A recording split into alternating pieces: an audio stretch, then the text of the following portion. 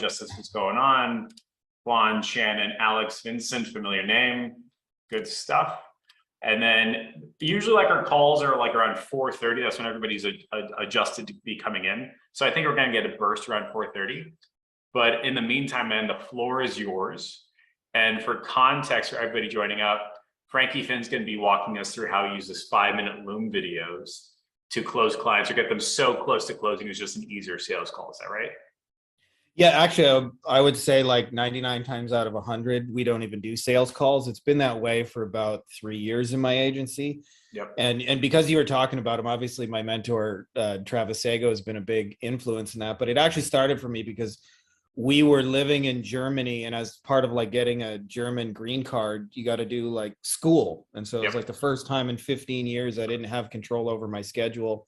And then I would come home and I would like, you know, like you, I'm good at the Facebook ads. So I would have like a pretty full calendar full of people who wanted to talk. Yep. And in doing that, like I just 8 hours a day of calls after I wasn't seeing my daughter growing up. So Travis hit me at a pretty timely time, which is showing how to close stuff without a phone call. But like I actually run my entire agency phoneless and meetingless, which means I don't do sales calls, I don't do client meetings, and I don't do interviews for employees. Like every single step of those is done without the phone. So the craziest part about that sentence is that's really like the dream state of like, let's do internet money. That's where we want to get to, right? And when I started my agency journey, I was doing in-person selling, hour and a half minimum, $3,000 closes. Minus cost, minus cost, minus cost, minus cost. And I've gone through my agency journey.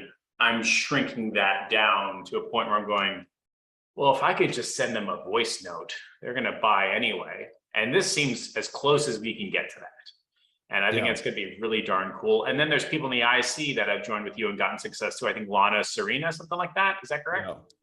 Yeah. And she speaks very highly of you. So man, the floor is yours. Let's boogie. And for everybody watching, got questions, hit up that Zoom chat. I'll ask questions on your behalf and then we'll go.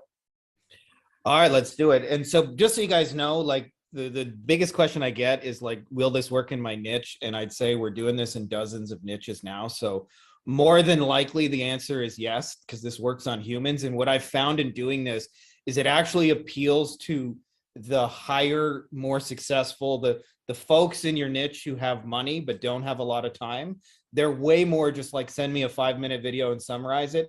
The brokest segment of whatever niche you're in, like the brokest dentist, the brokest lawyers, they have lots of time to meet. Like when I would work with the beginning starting out lawyer who had no clients, he had an empty calendar. He's quite happy to talk for 90 minutes. But the lawyer who's, you know, spending 25 million a year on TV ads alone, like he doesn't want to talk for 90 minutes to see if we may do something. So this actually works better on people with money, and it's kind of a cool side effect.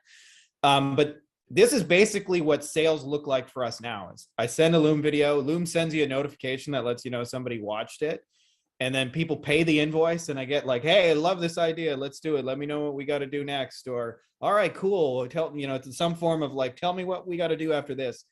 And I know a lot of you guys, if you're like where I was 3-4 years ago, that probably will sound maybe a little bit impossible or unattainable when you like, when I used to have a full calendar full of sales calls, they were like hard. They weren't like easy to close sales calls. And there's like a script I would follow in 90 minutes. So like if you told me you could skip a phone call, like it wasn't, I don't know what your basic script for closing sales, but mine was like you spend a few minutes building rapport, you get to like each other, and then you kind of dig in their pain and you twist the knife as hard as you can. And then you know, paint the picture of this after state of how much better their life and business could be once they, you know, commit to solving this problem. And then you introduce, here's my solution for how I'm going to get you from A to B. And then they give you objections and you say, well, I understand you have to talk to your partner, Mr. Johnson, but what would you do? And like, and that's basically like, at least for me, what sales calls.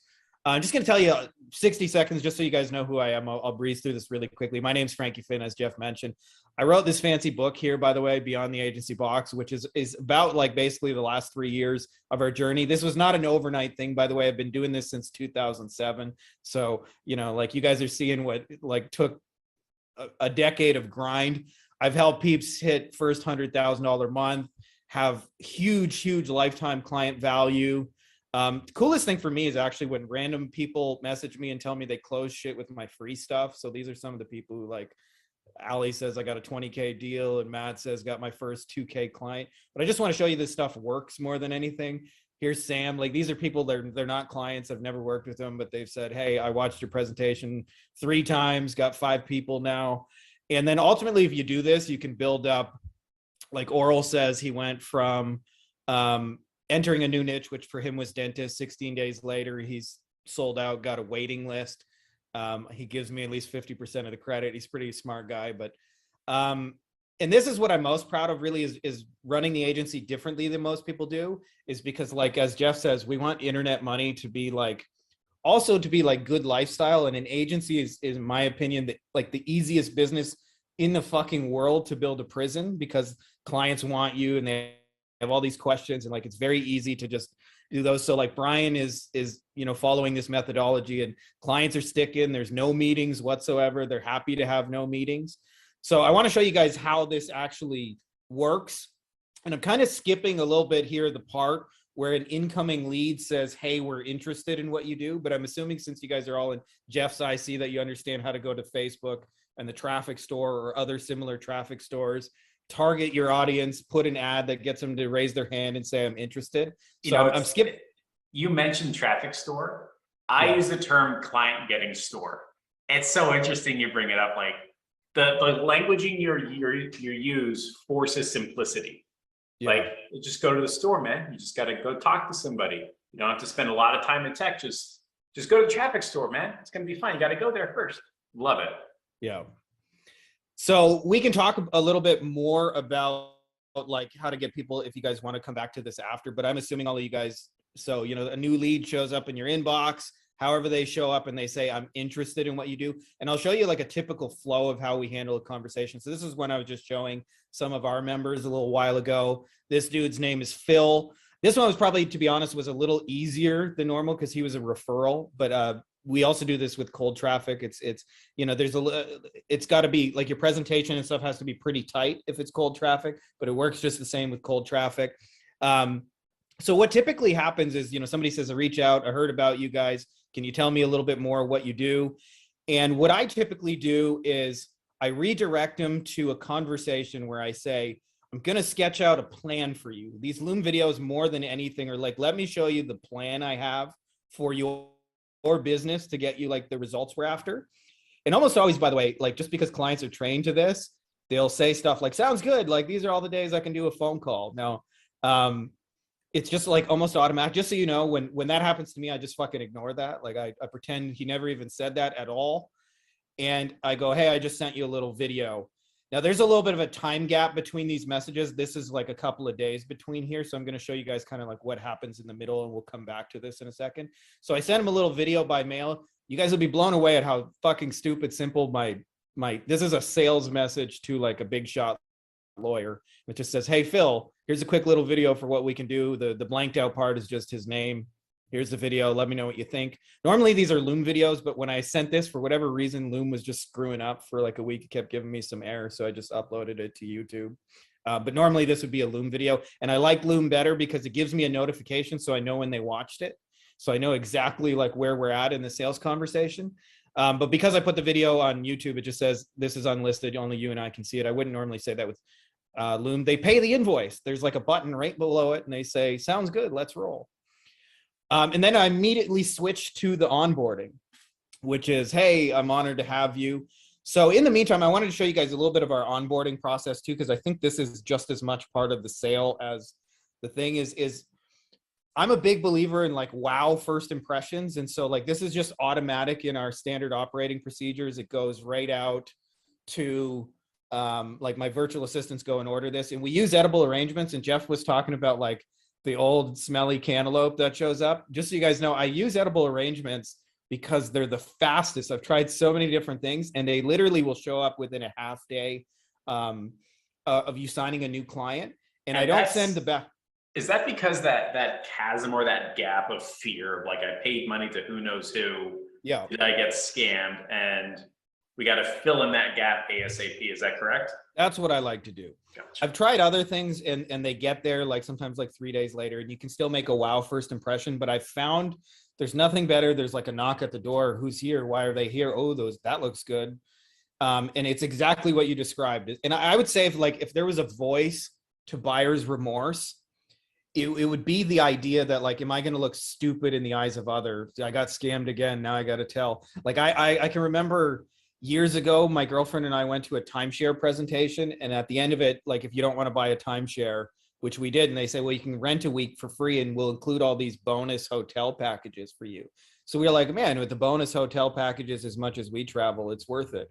We got it and find out like none of the shit the salesperson said was true. And they have these companies have all these lawsuits against them because they'll say whatever they need to say in order to get you to do it. And we only took like $1,000 for a week, so it wasn't like the end of the world. But my biggest fear in that wasn't like I lost $1,000. It was like, man, how am I going to tell people I'm a fucking marketer and I fell for a fucking timeshare presentation, right? Like that's where I was at with that.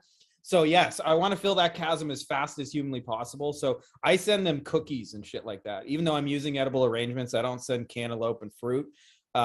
We usually spend between like $50 and $75. I was feeling a little generous on this one, so I was trying some new shit. So we spent the big $88. That's coming from the client's money, by the way. I'm not just like paying for that randomly out of pocket. We just include that. And then I also use this service called Handwritten, and we send them a handwritten note.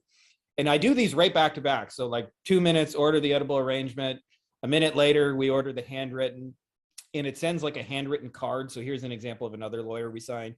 Just want to say I really appreciate you giving us a shot and love how you guys focus on these kind of cases. Really excited to do great stuff together. Welcome aboard.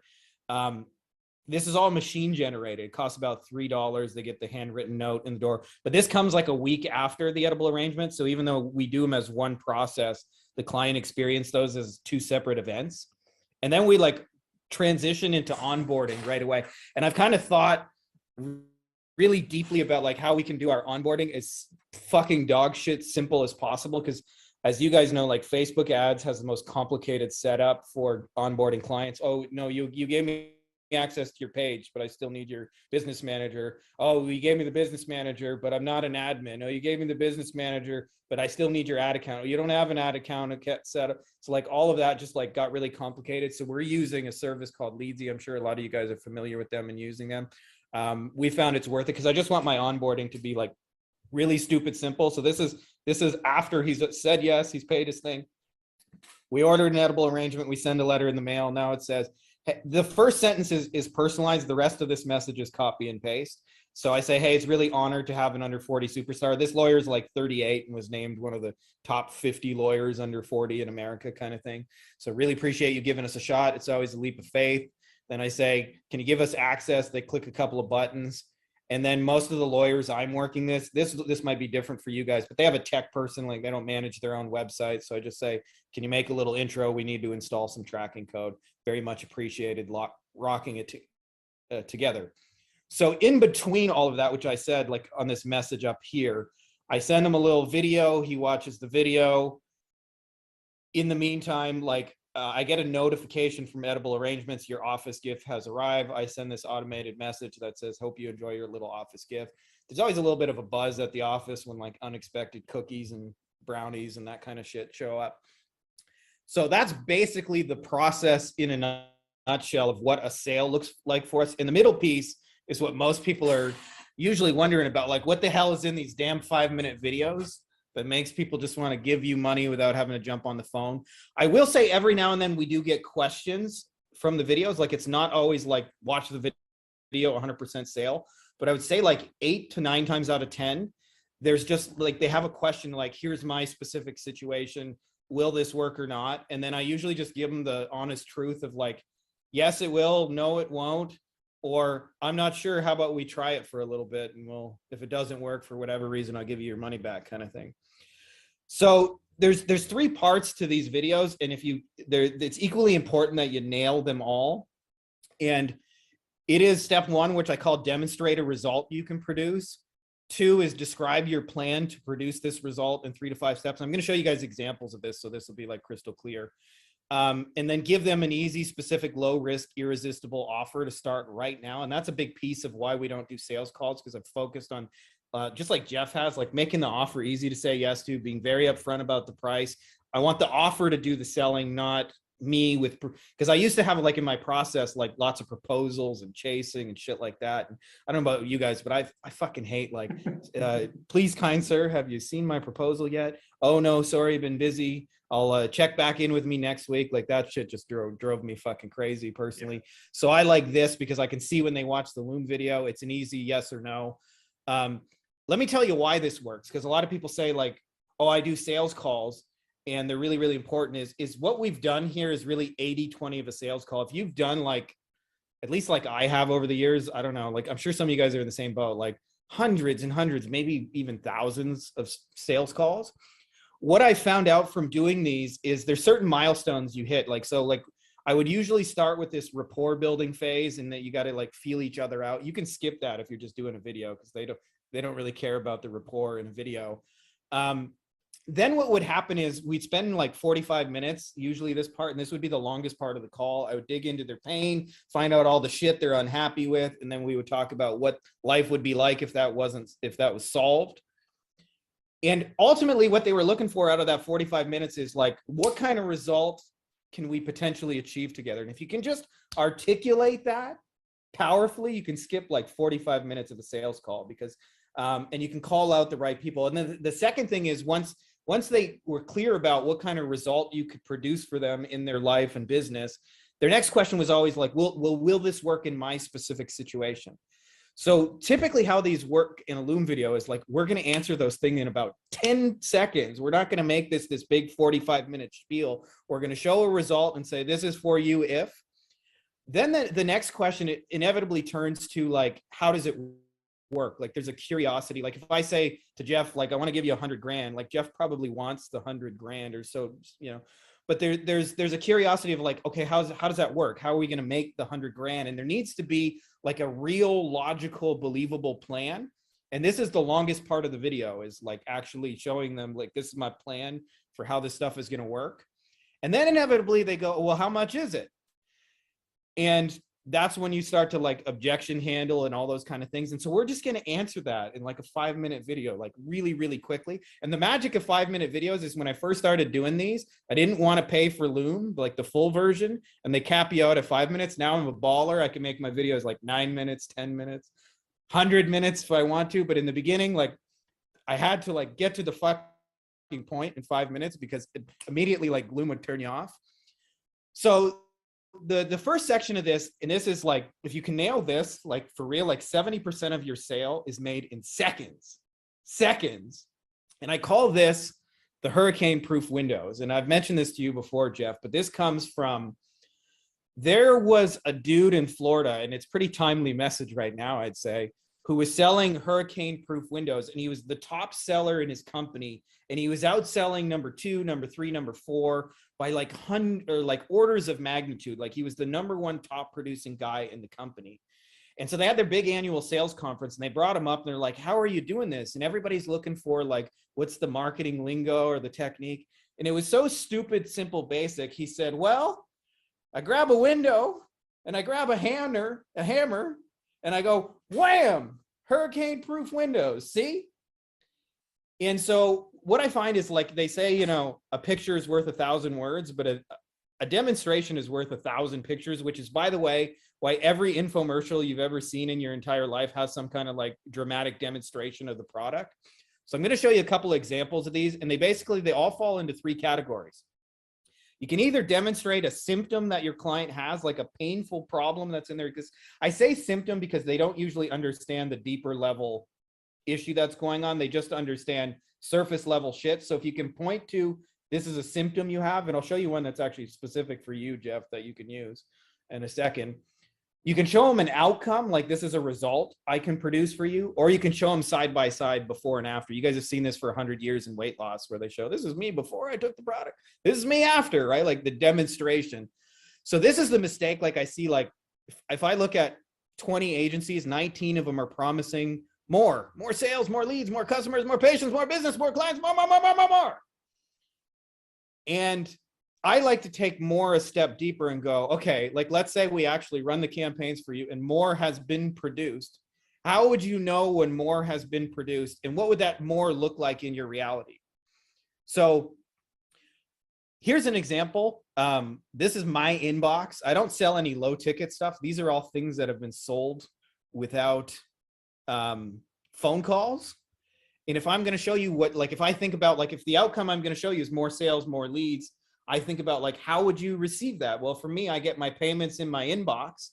Far more powerful to demonstrate a result of, like, this is an example, by the way, if you're keeping track at home, this is an outcome. So I'm showing you what an outcome looks like. You can have your inbox look like this from, so I think about this like as a movie, like when your service is finished, done, and it has, like, the result has been completed, what does this look like in their reality?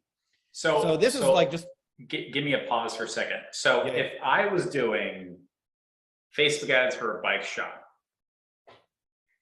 it could be, the demonstration be something like their store filled with people. Is that what we're talking about?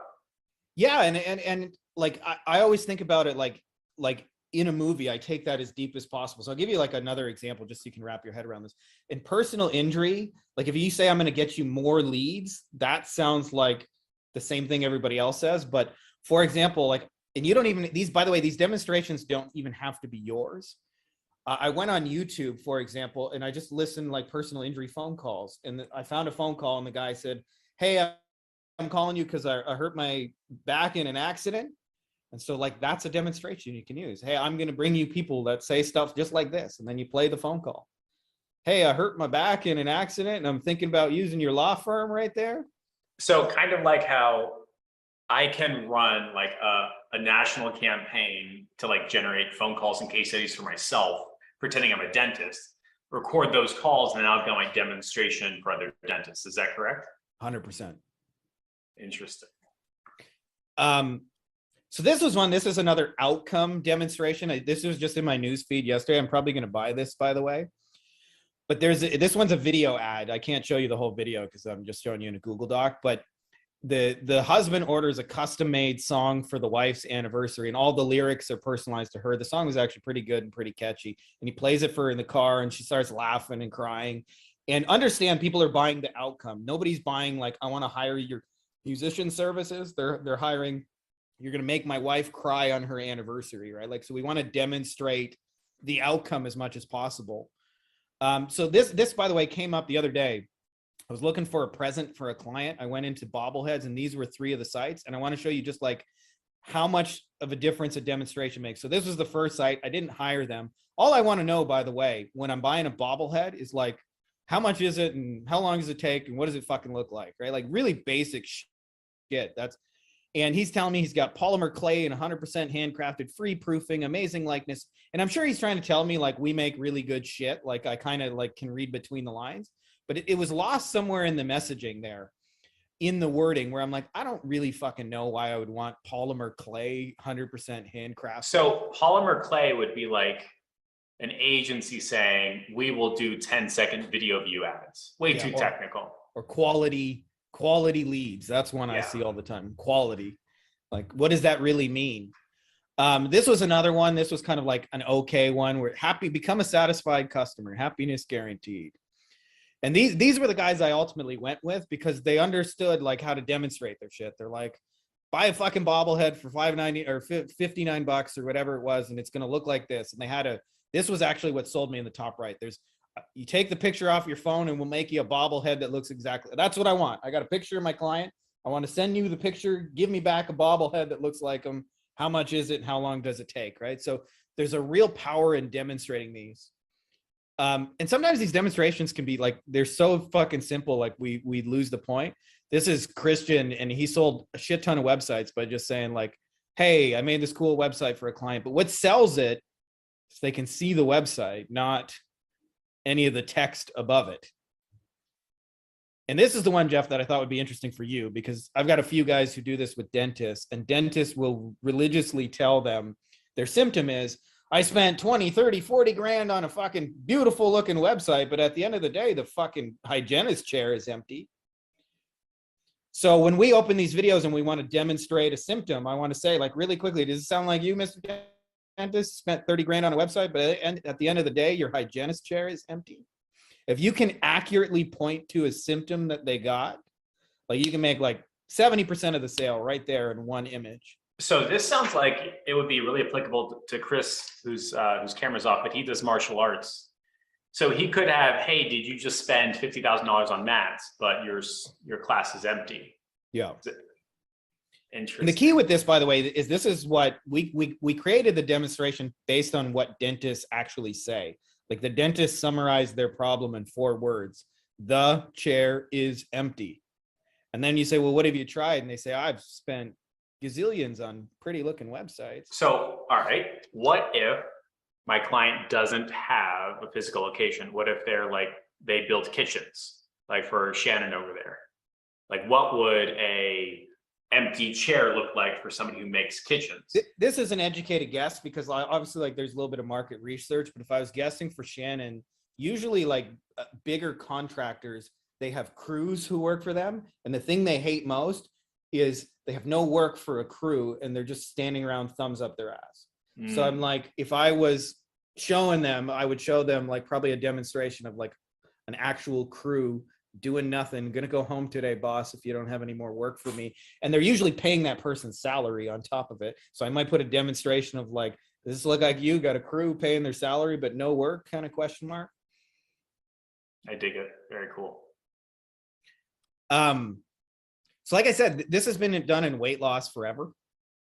Like you've seen this before and after. This is the symptom, this is the outcome. You can show one of these or you can show both of these. So like we mentioned, a crew that's full. Maybe beside that, I might show an example of like, here's a lead that just came in today. And somebody says, I'm interested in having my kitchen remodeled. And they send a picture of their kitchen. I'd like to send you people like that. Right. The more they can see it in their reality, instead of just saying, I'm going to get you leads. Like we have a guy actually doing that in the kitchen remodeling space where he shows like, here's a lead and they send a picture of their kitchen. And they want you to come quote them a job. So we show them what an actual lead will look like, what they will receive from us after they actually join into this program, and not just fill it with the more leads, more sales. By the way, I just want to point out that the start of this presentation is a demonstration, and that's not an accident. Like this is, I'm showing you what closing, because once you see what closing of a video client looks like versus the old way, I'm showing you a visual of the symptom here of like full calendar that most people don't want. At least I didn't want. Maybe some of you guys love talking on the phone.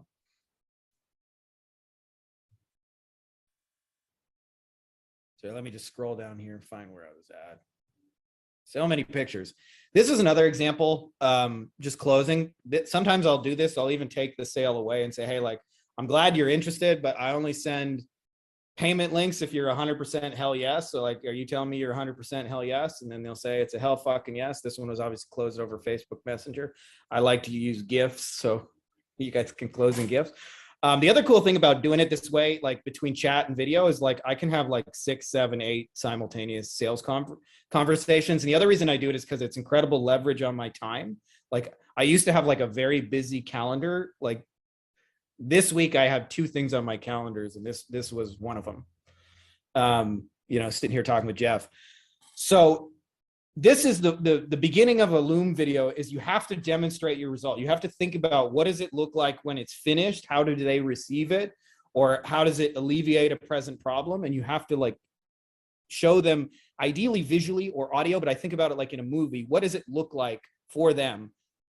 The empty chair or the bike sold or the kitchen contract. Sometimes it's just as simple as showing them like, here's an example lead we get. Like it doesn't have to be super complicated. But this is like usually the first 45 minutes of a sales call is they're asking like, what results can we produce? And then they want to know like, okay, if they're clear on that, like, will this work for me in my situation? So the other piece that goes with the demonstration is simultaneously as I'm showing the demonstration, I will say out loud, this will work for you if.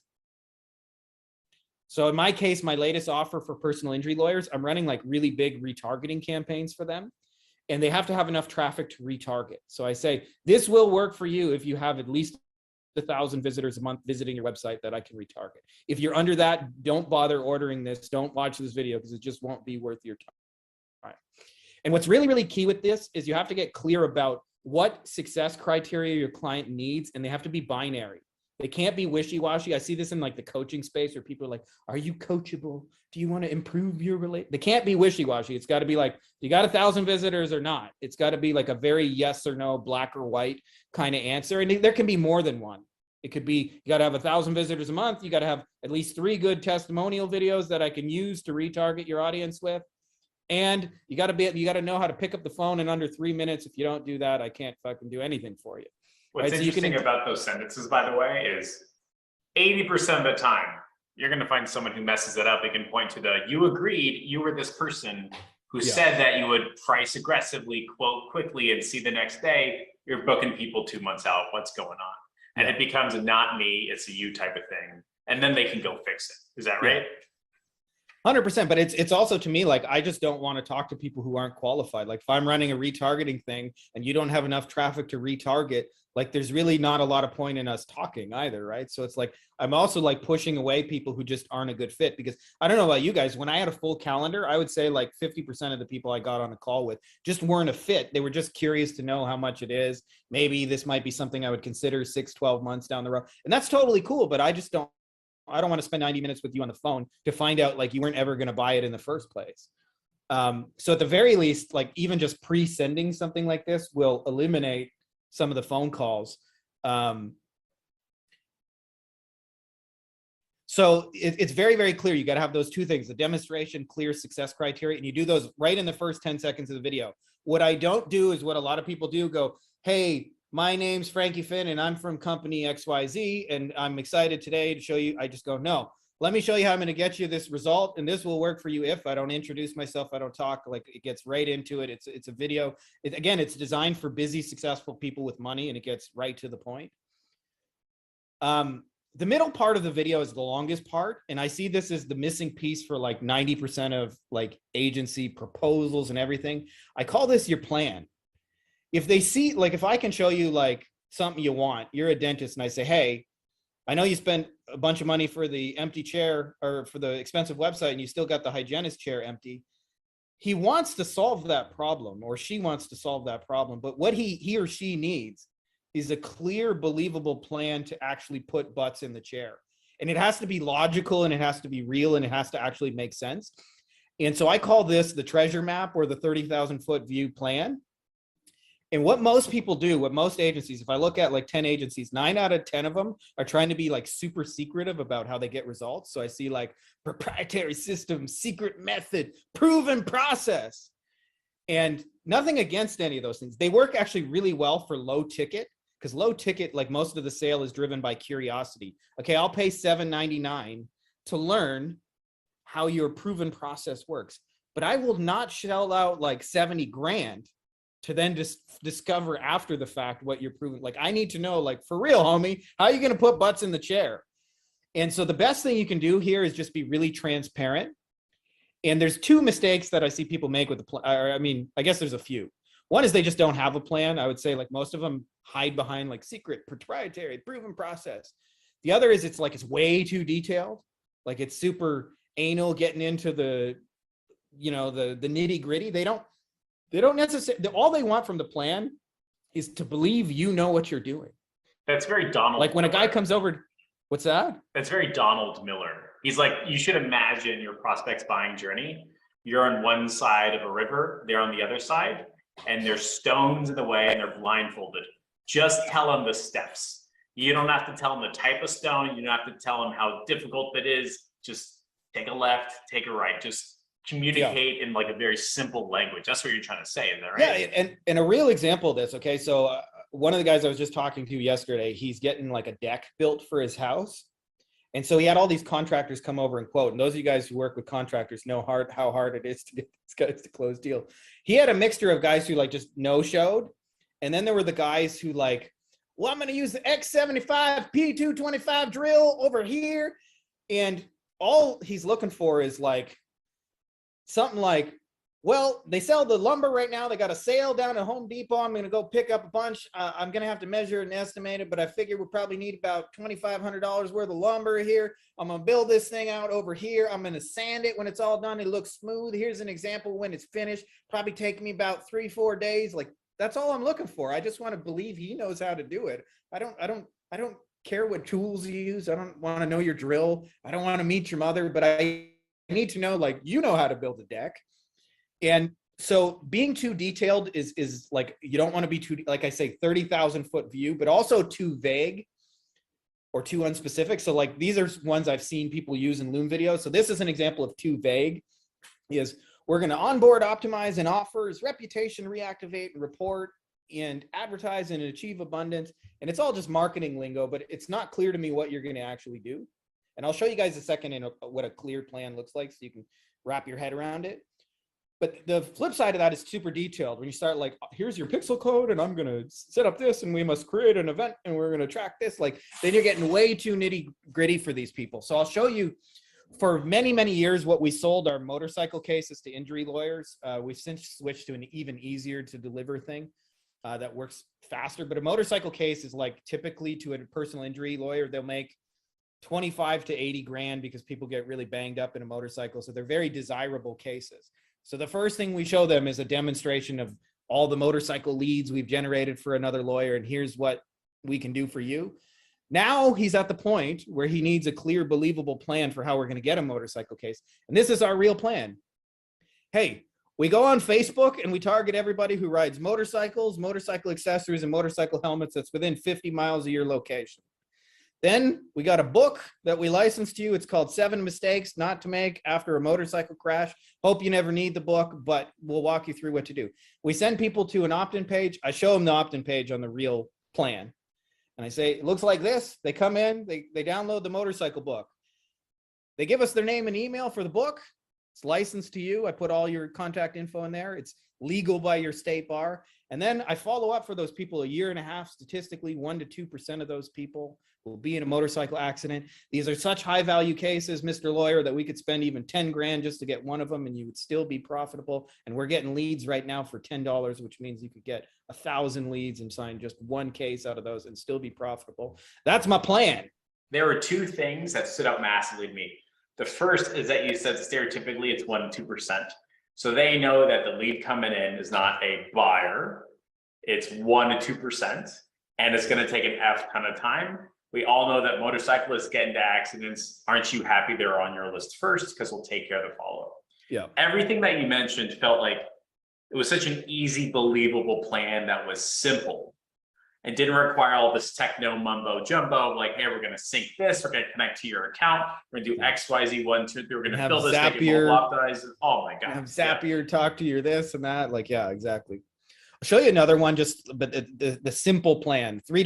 They're typically 3 to 5 steps. That's how these are both 4, but there's no magic in 4. They're usually 3 to 5 steps. This is another guy who's running birthday campaigns, and this is how for restaurants. So he only pitches, by the way, remember, this will work for you if, in his case, the restaurant has to have an email list or it doesn't work. So this will work for you if you have a buyer's list of email people. If you don't, it's not going to be for you. So step 1, you got an email list. Well, just so you know, 1 out of 12 people on your email list have their birthday this month, right now. So we run a promotion saying, hey, come in for a free dessert or appetizer. And when they're interested, we send them to a booking page just to find out how big their party is and give them a little coupon to claim their free gift. And then we just send them a little reminders that we're excited to have them. And birthday parties, as you know, people come in, sometimes 10, 20, 30, 40 people. They spend a lot of money. It's a big event. That's how we're going to bring you birthday people. Right? Stupid, simple, believable plan. So I show you the mistakes people, they either lose it in jargon or they get way too detailed. You just want to be like, I'm gonna go down and get some lumber. We're going to build out the frame. We're going to sand it down. I'm going to stain it. It'll be a little inconvenience for like 2 or 3 days and cost you about $3,000. At the end of that, you'll have a deck. Gonna look like this.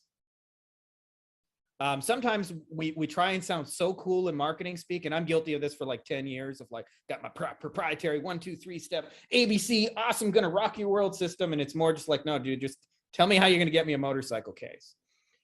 So inevitably, this is answering the question that comes up in their mind. Like I mentioned, the 80-20 of the sales calls, like, how does it work? Okay, I can see how I'd want butts in the chair. How does it work? How are you gonna put butts in the chair? And this is the part, that really like I want to do the selling for me, which is the irresistible offer. Because inevitably they'll think, okay, I see how you can help put butts in the chair and your plan makes sense to me. How much does it cost? That's like immediately where the mind goes to. So we're just going to answer that. What I see most people do wrong is not understand what they're really selling. And I call this the plane ride or the hammer.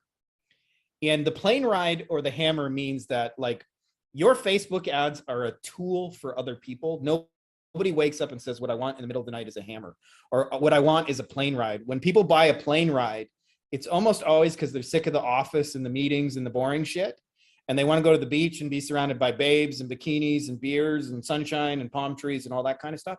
And if I see like 10 agencies, 9 of them are selling the plane ride, great Facebook ads, quality, 4 times return on ad spend, instead of like, we're going to take you from empty chair to, hygienist is full, or we're going to take you from low end cases to motorcycle cases. So I call this the hammer because a hammer can be used for 18,000 things. You can build a deck. You could kill your ex-wife with a hammer if you wanted to. You could build a birdhouse and make your daughter smile. So all things being equal, you want to sell the birdhouse with the smiling daughter in the same way that this demonstration is, where am I looking for? You want to sell the smiling wife at the anniversary, not I'm a musician for hire. If you position this as I'm a musician for hire, that's how you get like $10 and you struggle to get any clients. If you say like, I'm going to wow your fucking wife on my anniversary, you get 5-10K for a custom song. By the way, it's only $199, but I was in my head willing to pay 5 or 10K for that without even looking at it. So Facebook ads are a hammer and a plane. So like the biggest mistake is I see people selling the journey to get there instead of the difference between where they're at now that they don't like and the outcome when it's finished. If you just nail those 2 things, you'll make, I barely even mention Facebook ads in any of our shit. It's like, I'm going to bring you motorcycle cases. How am I going to do it? We're going to target motorcycle riders. We're going to give them a book. We're going to follow up with people. We're going to send them messages. We're going to keep them like top of mind that you're the motorcycle lawyer. So I can't make that clear enough. We don't sell Facebook ads. We sell the outcome of the Facebook ads. And if you sell the dream vacation instead of the plane ride to get there, you'll make your life so much easier. This is a Jeff Ryder Downer. Before we get to the Ryder Downer, can we go up a slide? As you were talking, I am specifically reminded of a time I was in my office. We had our $8,000 and $10,000 clients coming in. It was the 3rd Thursday. The Wednesday, the day before, the toilet goes the wrong direction, floods the bathroom with sewage. I call 3 plumbers. I say, hey, I've got sewage in my bathroom. I need you to clean it up. The first guy says, well, what tool would you like? We got a crew coming. I was like, nope, I just need you to get rid of it. Just solve the problem. Didn't listen, hung up, called the next guy. Did the same thing, called the next guy. The next guy says, it sounds like you got a sewage backup in your bathroom. You want me to come over and take care of that for you? I'll make sure that your office is ready for your clients coming in tomorrow. Sold. Because you're buying I want it clean for the clients coming up, and I don't have to do it. That's what you're buying, not the I don't care. Like we get way too sometimes into the tools, and then because we love Facebook ads, right? Because there's so much cool shit you can do with it that you can go to the traffic store and get cheap leads. But if you even really mention Facebook ads, in some ways you'll turn people off. So it's more like I help a dentist get butts in the chair without having to buy a $40,000 website, using whatever your unique methodology. If it helps if you give your unique methodology a name, you don't have to, but you'll take yourself out of the box called Facebook ads if you do. The ABC 123 motorcycle system. I never did give it a name, but if I did, I would come up with something like that. So it's important. Like we solve your symptoms, bring you an outcome like that. If you nail those 2 things, so be specific on the outcome and be specific who the outcome is for. This is a way to retarget all your traffic and take 20 people who would normally leave your website and convert one of them to a case. And it is for personal injury lawyers that have 1,000 visitors or more monthly to their website. That's who it's for. So if you can nail that piece, like everything else will get easier. So I just want to show you an example because specificity prints cash, and what most people do in their offer, it's way too way too general. I help any dentist anywhere to do something, make more profits, more leads, more patients, more whatever. And this was an ad. I don't know these guys, and I'm like, I'm not in their market, but I'm like, I can almost bet money that this is converting without even knowing these guys. It says, attention mortgage brokers. James and I are looking for brokers who are writing between 3 million per month or more and want to get to 10 million per month in the next 12 months. This is our sweet spot. Brokers come to us doing around 3 million. We help them double or triple it or more in around 12 months. And then they have like, here's all the things we don't do. Qualify yourself here. It's so damn specific that if you're an Australian mortgage broker doing 3 million a month, like, how are you not going to pay attention to that ad? So this is another example, because if you change the positioning of the hammer, you get way more money for it. So this is like Anik Singhal, who's a well-known internet marketer. And I just saw this post and he said, who makes amazing book cover designs? And you can't see it, but in the comments, he's saying, I got a bunch of New York Times best-selling authors that want killer covers. Okay. If I like hire a graphic designer, I can go on like Facebook or Fiverr, sorry, and find like a gazillion of those people cheap. I actually got my own book made on Fiverr, $10 cost me. But if I'm a New York Times best-selling author, like I want the best, immediately that graphic design gets more powerful. And what makes that really key is aiming at a specific someone with money, right? Like if you think about Jeff's plumber example, there's lots of people who have backed up toilets, but if you're about to have like a $10 million client meeting and the fucking office smells like shit, that's a more valuable plumbing job. Like the difference between $50 here, $100 there, you're just willing to pay for it more. So part of what makes this work is like, call out the who in your market who has money. There's always a spectrum, and like talk to the peeps with money, like ignore the ones who don't, like don't chase nickels in this process. So I see people like too general, like I like to keep things simple. I help B2B people make more money. This is so general. Like he probably could help me, but I look at that ad and I just scroll past that personally. So it's way better if you're in any doubt, like aim towards super specific. I help mortgage brokers in Australia go to blah, blah, blah, then away from, I'm your friendly neighborhood consultant for everybody. I'm sure he's probably actually good at what he does and is a nice guy. But if you could just write down one phrase, it's specificity prints cash, and your Loom videos will perform better. If instead of saying, you're a business owner anywhere, I can help you increase your profits, versus, hey, if you're a personal injury lawyer and your law firm is between 50 and 50 people right now, you have at least 1,000 visitors to your site, I got a new way for you to basically print free money with the leads you already paid for. Let me show you how it works. It's specific, right? So we want to, another thing is the offer itself. We wanted to add on to the client's infrastructure. So an example of this is, I think the bot builder guys all have it easier than us, because bots add on to Facebook ads, right? They don't replace an existing service. So I figure out how to make stuff bolt on. So this is like what I call replacement or a mo beta offer. It's like, my ads are way fucking better than yours. The problem is if you go up to a dentist, in order to get hired with an ad like that, he has to fire his existing guy. And so you really have two sales to make. You have to make the sale number one is fire your existing guy, and sale number two make is like, I'm the person.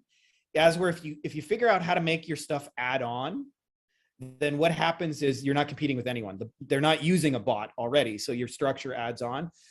So another like thing I like to do is like, I think about how to make it add on. So like in my case, it's like, hey, we already got a Facebook ads guy.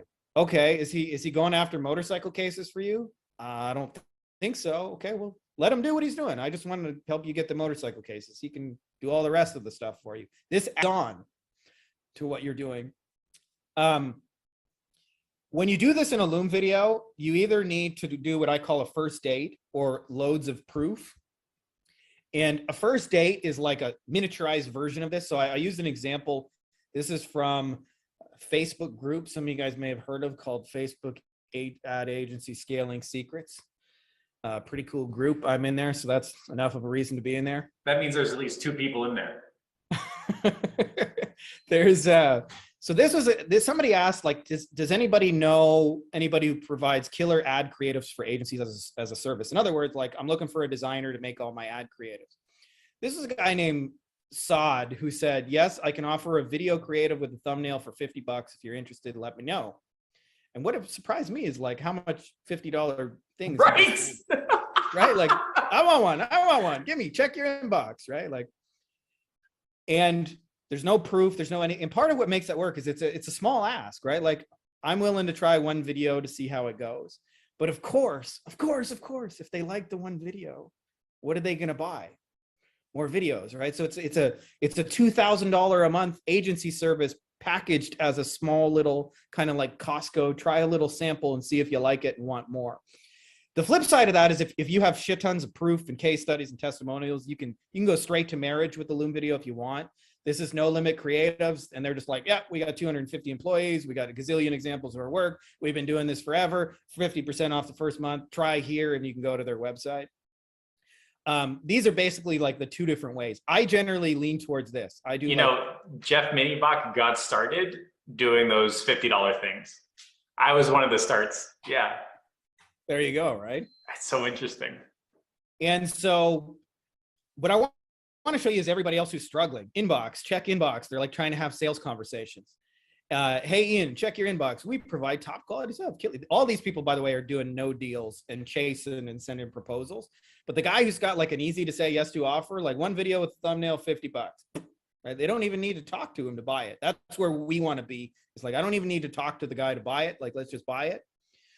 Just in case you were curious, I pulled out No Limit Creatives. The number one thing I would want to know before I hire them is like, what do your designs look like? And lo and behold, they got demonstrations, examples of their work. The number one thing I would want to know.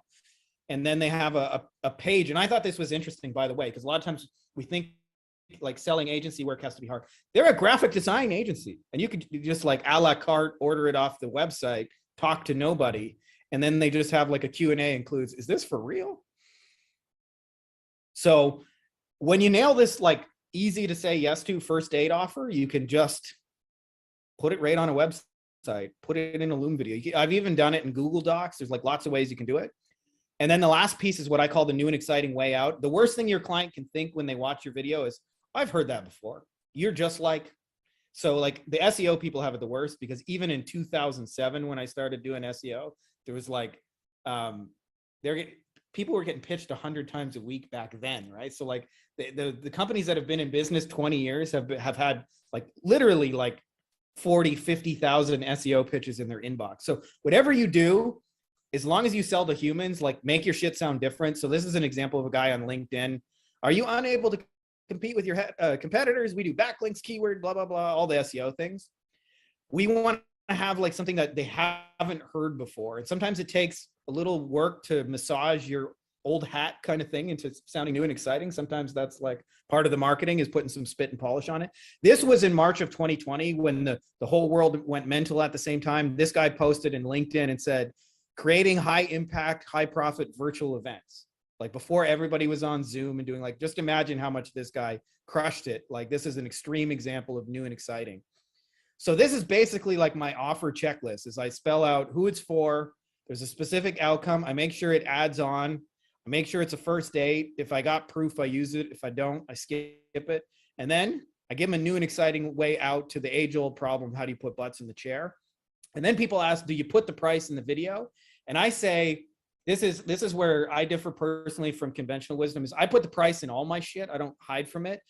I use a formula for it that I call IVQ, which stands for investment, value, qualify.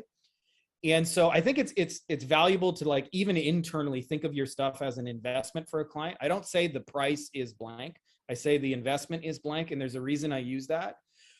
And the most important part of the investment is what you get for the money. Like if I say to you, hey, I got a car for sale for $5,000. That's neither a deal or, a terrible investment. It depends on what you get, right? So if I say you get this like rusty old, I don't know what kind of car this is, that's not a deal for $5,000. But if I say for $5,000, like, hey, I just found out my wife cheated on me. I bought her Ferrari. I'm selling it. Go fuck her. I'm selling it for $5,000. The first person who gets here, it's your car. Like, you're going to find $5,000 to buy that car. So it's very, very important that whenever we present price, we contextualize it with what you're going to get. And always like, you're going to get a Ferrari with the $5,000. And then I qualify for them once again, which is basically just a restate of the beginning. This is for you if you're a personal injury lawyer who has 1,000 visitors a month and you got at least 3 good testimonial videos, right? So they should be binary. But what ends up happening is when you do this right, your price sounds like a give instead of a take. What most people do is they make it sound like a take. Our service costs that $1,000 a month. That sounds like a fucking expense to me. right? That doesn't sound like money coming in. That sounds like money going out.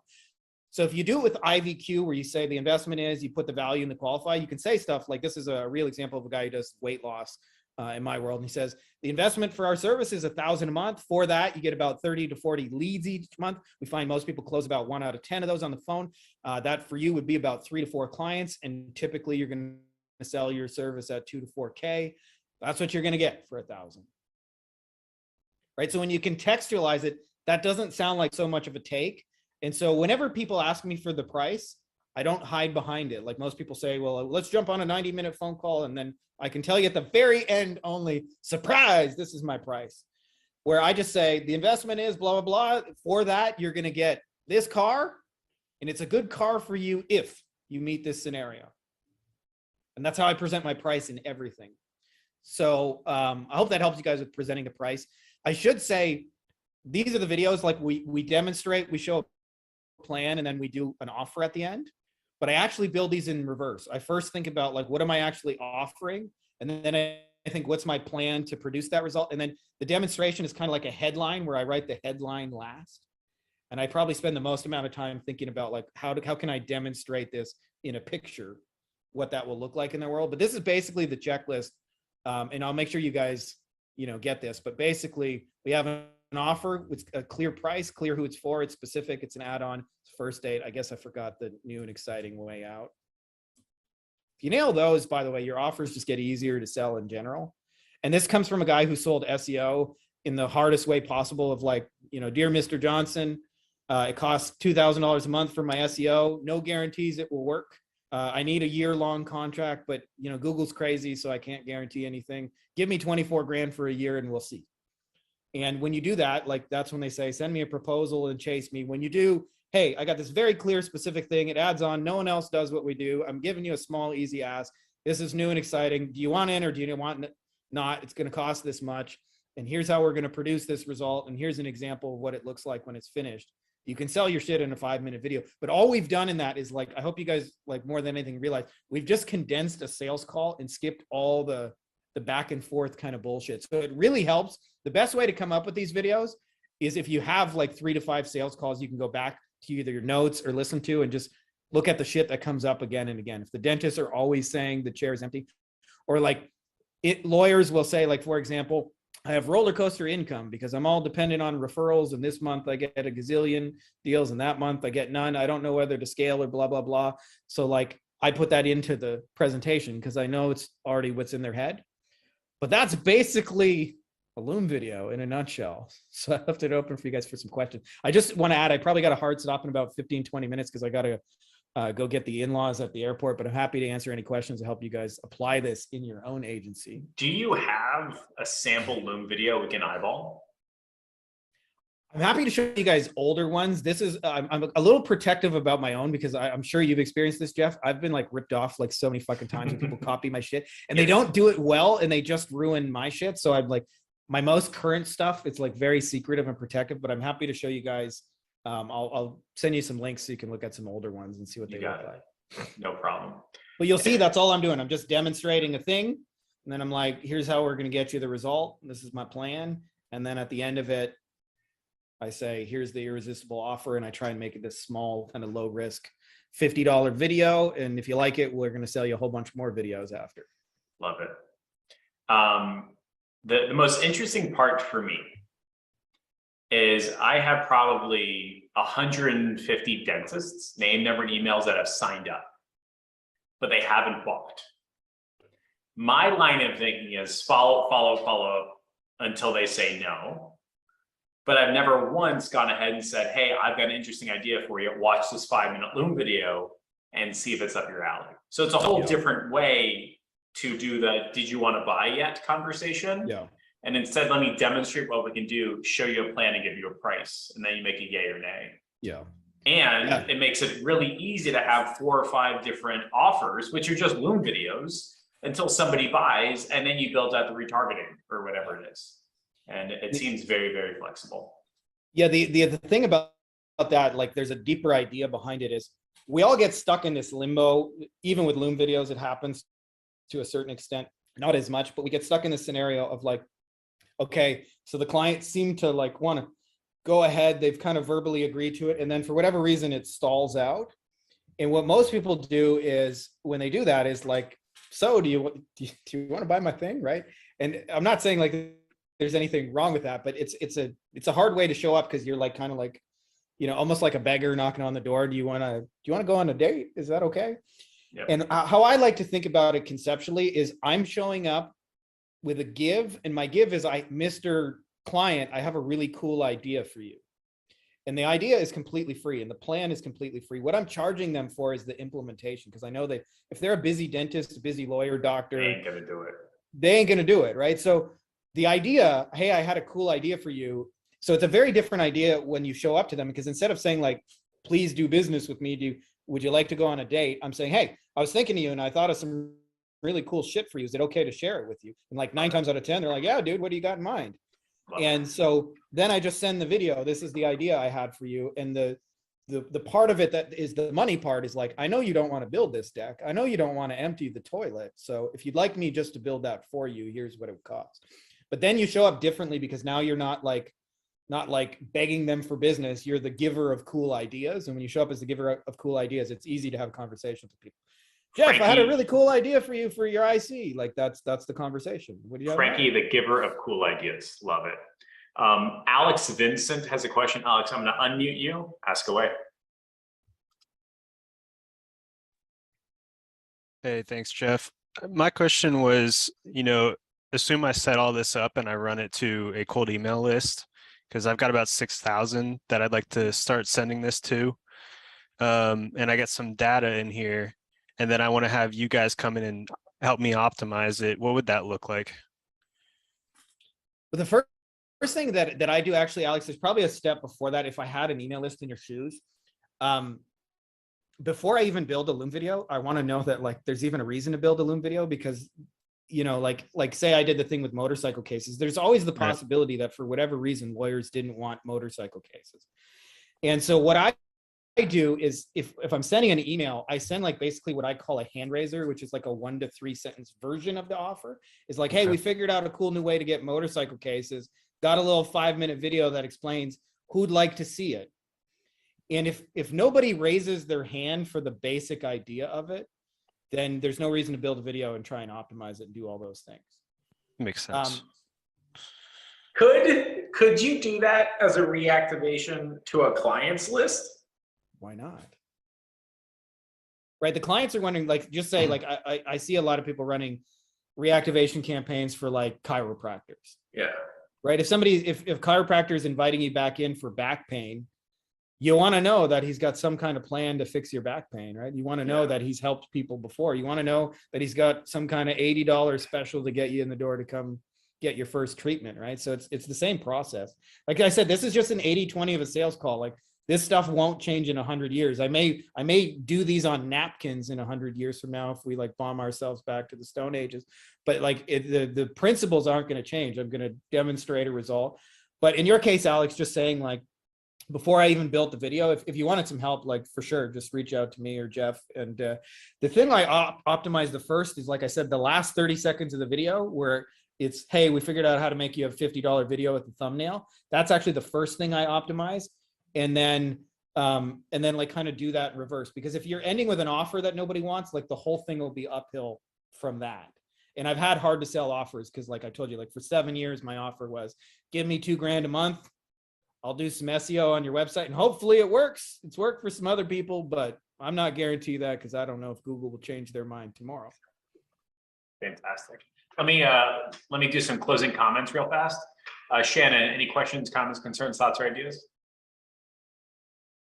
No, I think Shannon's good. No, I don't. I'm a bit overwhelmed actually. That was awesome. Like you've given us a huge amount to think about. So yeah, just thank you. And will this be in the group, Jeff, to like rewatch and like? Yeah, of course.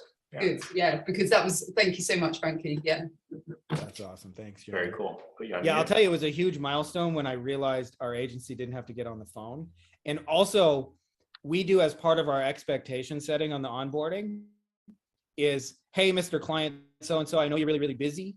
And so how we update you, this is our actual client management too, is like every 2 weeks, I'm going to send you a Loom video and show you how your campaigns are doing. We found that like, this is the best way to do it. I want to let you know what's going on, the good, bad, and the ugly. And we don't do meetings and phone calls. I totally understand if that's a deal breaker for you, but you're really busy and we're really busy. And we just want to like be able to spend the most amount of time optimizing your stuff so it works. I'll tell you what's interesting is that if they have time for a meeting, I don't want them as a client. That means they're selling me instead of selling their clients or selling their customers. Yeah. Juan, sorry, Shannon has a question. Go for it. Yeah. Sorry, no, Julian wanted to speak. We've had a bit of, well, sorry, now I'm talking, you go. You wanted to talk. No, so we had a bit of a slow week, but when you say no phone calls, you literally don't do phone calls. Well, I would say we've had like a really good week as leads, like leads coming in on paper, on the data. Yeah, leads have come in. Nobody is picking up the phone. Yeah. They don't have an answer phone a lot of the time. And if they do, they're not listening to it. Like, I'm legit about to lose the plot. I can't,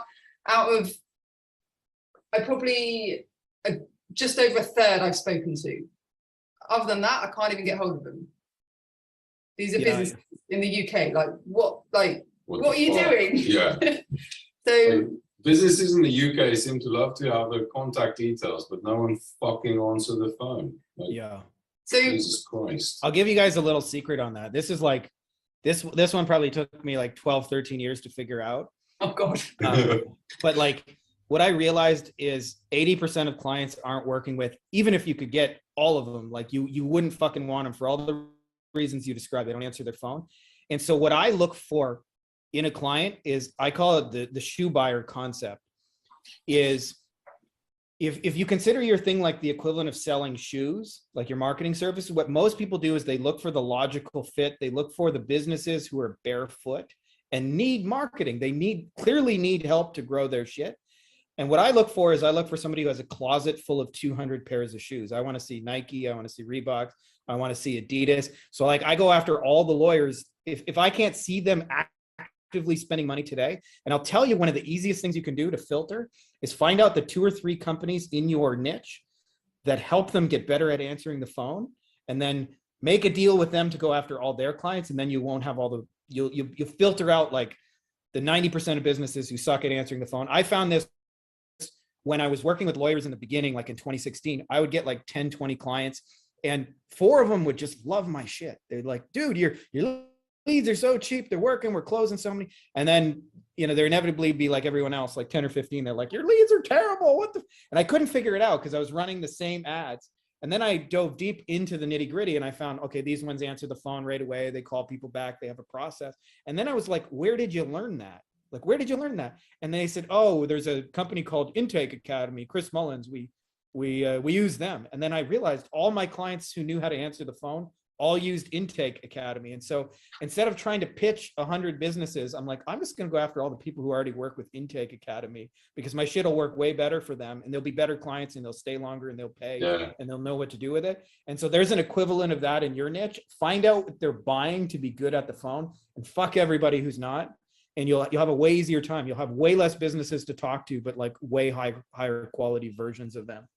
Yeah. Well, the thing is though, so as Jeff mentioned before, our niche was like kitchen renovation, but the leads were coming in sort of slowly. So we opened it up to all businesses in the UK, and we've got our campaign, and we've got a load of leads, but now we're in the situation where there's no one to talk to. So the reason we did that is because I wanted to improve my sales. I wanted to have more conversations. I felt like the conversations aren't coming in. How am I going to improve? So that's why we opened it up. But do you think if I was going to open it up, and I'm not saying this is the answer, but just in your shoes, like I would probably open it up geographically. Like I would do kitchen modeling, remodeling across, or, like other countries in America, Canada, Australia, New Zealand. I wouldn't necessarily because this is for me, I'm sure you guys have had similar experience. 15 years of working with clients, 80% of them are pain in the ass, low paying, waste your time, drive. So even though you guys have a bunch of leads, don't treat those leads as if they're all equally. To me, a personal injury lawyer who spends $25 million a year on TV can be worth more than 100 personal injury lawyers who don't spend it, because there's like a whole bunch of people in my niche, and this is true in any niche, they just grew by referrals and kind of organically. I saw this when we first got into roofing, and I never actually stuck with roofing, but I had a partner at the time, his name was Dan, and he still does roofing to this day. And I'll never forget this. One of the first clients we ever got was a roofer named Eddie. And Eddie was a roofer where we got him because he would just like reach out to some dude on Craigslist. And so we were running these ads also on Craigslist to generate leads, and we were charging him per lead. And I remember the first phone call, we had recorded phone calls, and this is what it sounded like, okay? Hello? Hello? Yeah, is this 5-star roofing? Hello? Oh, you want roofing? 1 second. Eddie, come answer the fucking phone. And this went on for like 7 minutes, this whole argument. And then at the end of this argument, Eddie picks it up and he's like, yeah, this is Eddie. I do roofing. What you need? And you would be shocked to learn that Eddie did not close that deal. And after the guy, by the way, the guy hung on the entire 7 minutes, listened to the argument. I ended up getting out of roofing because I'm like, dude, this is just not the niche for me. These people are too crazy. But Dan stuck with it. And 2 weeks later, he ended up signing a roofer who was like an entrepreneur playing roofer. He had a $100 million roofing company. He was statewide. He had 40 different crews. He was in like 10 different cities all over. And they had a meeting, and I'll never forget because he messaged me right after the meeting. He's like, dude, you wouldn't believe the meeting I just had. The guy showed up in a McLaren F1. For those of you guys who aren't car people, it was at one time the fastest sports production car in the world. And it's $1 million car. And he said he came with $10,000 in cash, pulled it out of his Gucci bag, slapped it on the table and said, I came here to spend money. How much is it going to cost me to get you? Wow. And I realized like through like these experiences, like you could give me 10,000 fucking Eddies and you'll never win with Eddie. You just won't. And so much of this is the filtering process of being able to identify what makes a good client. And so to me, like, I just want to talk to the guys who are already spending money doing this shit. You can do way bigger deals. You need way less of them. They're way easier to deal with. They'll spend 20 grand a month with you and not bat an eye. They get what you're doing. So to me, the easiest way to identify those people is to find out the other things they're buying. And I use those as targeting. So like, for example, who are they using on the phone? Because the best companies, they didn't get 40 crews without at least figuring out how to answer a phone call every once in a while. And so, you know, if you can figure out who they're already buying, you can use, like, sometimes it's, I swear to God, it's easy. Like in my niche, I go to Intake Academy, they got a testimonials page. I read like, oh, these are all the lawyers using them. They got a video of them presenting, like, who's at the presentation, who's commenting on the video. And then I just pitch those, because to me, I would rather talk to like 10 really qualified people that can spend money than talk to 100 Eddies. Like you just can't convince me ever to talk to Eddies anymore. No. Yeah, it's been a tough week, actually. Yeah. But this is the thing. It's hard to wrap your head around this, and it took me a lot of years because we really care. Nobody actually admits that in marketing, but we really care about our client results. And so we come at this idea that we want to be like a savior and like help businesses. I'm going to turn a business around, and I'll tell you, after 10 years of doing this, you do not turn losers into winners. You will never make Eddie successful. You will not, no matter what you do. The McLaren F1 guy is going to be successful with or without you, but you can help him do a better job and organize his flow and be a good help for him. And so to me, it's like identifying those top people. I would think about like how to contact less people that already know how to answer the phone, and then like make them an irresistible offer and just don't take no for an answer. Like for me, once I find out who the top guys are, I can be like really annoyingly persistent. Like I'll send them letters in the mail for 3 fucking years. I won't take no, but I've hand selected the McLaren F1 guys that I'm reaching out to. Like I'm not just randomly pitching a stranger. I need to, and the thing that it was a game changer for me is learning to trust behavior, not words. Every business says they want to grow, but are they spending money to grow? And if they are spending money to grow, that's a way better sign. Yeah, that's wow. That's true. That's true. So like if I look at a lawyer, I'm looking for expensive website, SEO, AdWords, Facebook ads, radio, TV, billboard. If I don't see those things, like we're probably not even having a conversation. No, definitely. Wow. Okay. we like this mentality of the Captain Saver. Like we actually have this conversation because you're right, we do care. we care. I really care. Like, Yeah, and Right? Eddie's a good Way roofer. too much. The funny And thing is, Eddie's probably actually a better roofer than the McLaren guy, and that's why Yeah. you want to help him. Right? that's Yeah. why you want to help them. Yeah, exactly. Just to buy and buy when we drive to one of our friends, we go past Woking, the McLaren place. Just it's yeah. There's a showroom just around the corner. It's amazing, the cars. There may be one thing that's useful to you guys in there. There's a couple tools you can use to scan leads. One of those is called Coldlytics. And Coldlytics can filter for all the people who have AdWords and Facebook ads pixels installed on their site. So like okay. you can catch them right while they're at the shoe store. They're at the Google traffic store, the Facebook traffic store.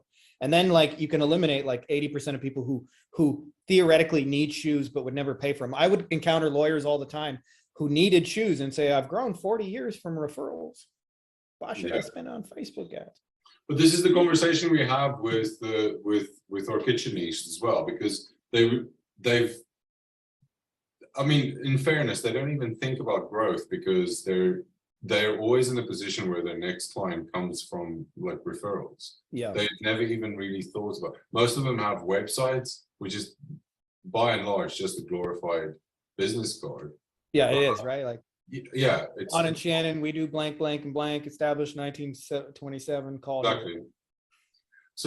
So it's really hard to get them to really think about, well, actually, where's your next client come from? Because you don't know, mate. You don't know.